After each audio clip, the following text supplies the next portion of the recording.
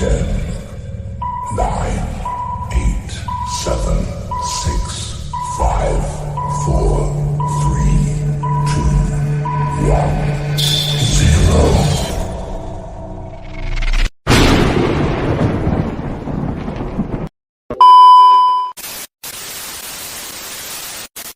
Halo guys, kembali lagi dengan saya Bima Panji Maulana dari Universitas Maritim Raja Ali Haji, Fakultas Ilmu Sosial dan Politik, Prodi Ilmu Hukum.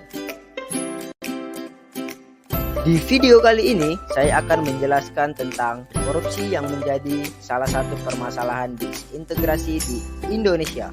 Baiklah, kita masuk ke penjelasannya.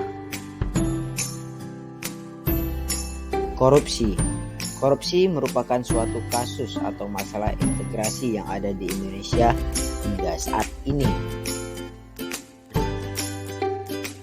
Selanjutnya yaitu, apa itu korupsi? Korupsi adalah semua tindakan tidak jujur yang memanfaatkan jabatan atau kuasa untuk mendapatkan keuntungan bagi pribadi atau orang lain. Di Indonesia, tindak korupsi diatur dalam Undang-Undang Nomor 31 Tahun 1999 tentang Pemberontakan Tindak Pidana Korupsi. Berdasarkan undang-undang tersebut, korupsi adalah setiap orang yang secara melawan hukum melakukan perbuatan memperkaya diri sendiri, orang lain, atau korporasi yang dapat merugikan keuangan negara dan perekonomian negara. Selanjutnya, hubungan korupsi dan disintegrasi. Korupsi dan disintegrasi berhubungan karena jika kasus korupsi terus-menerus terjadi, hal ini dapat menimbulkan rasa iri, sakit hati, dan benci bagi rakyat Indonesia. Korupsi bisa membahayakan keutuhan negara dan bangsa, setingkat dengan subversi yang merongrong kesatuan dan persatuan. Karena itu, jika suatu negara tidak ingin terusik disintegrasi, maka bongkar dan berantas korupsi, dari korupsi tingkat daerah sampai korupsi tingkat nasional. Walaupun belum tentu negara hasil disintegrasi bisa bebas dari korupsi, dan belum tentu juga korupsi menjadi penyebab pokok disintegrasi, tetapi korupsi bisa lebih mungkin menjadi pupuk yang semakin menyuburkan bibit-bibit disintegrasi.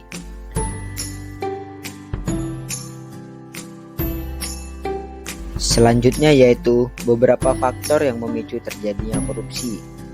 Tindakan korupsi dapat terjadi karena disebabkan oleh sifat dari setiap individu atau secara pribadi maupun disebabkan oleh pihak lain atau lingkungan sekitar.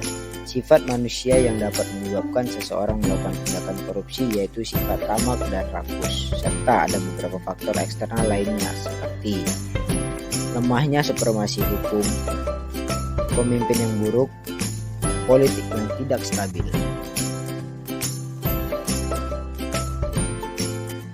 Selanjutnya, beberapa cara mengatasi korupsi. 1. Berikan hukuman berat bagi koruptor.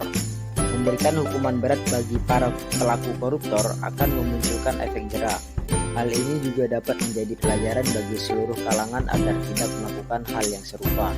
Tak hanya di pemerintahan, hukuman berat bagi pelaku koruptor dalam kehidupan sehari-hari juga harus diterapkan.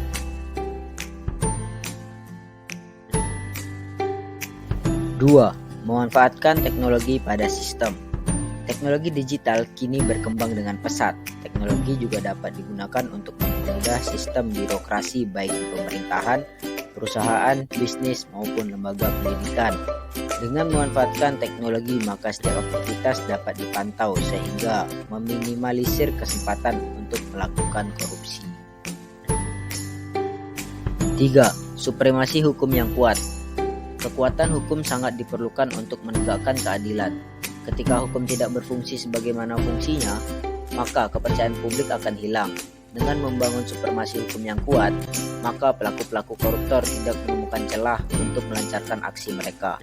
Membangun supremasi hukum yang kuat adalah dengan memperlakukan hukuman secara adil tanpa pilih kasih sehingga tak ada lagi manusia yang kebal.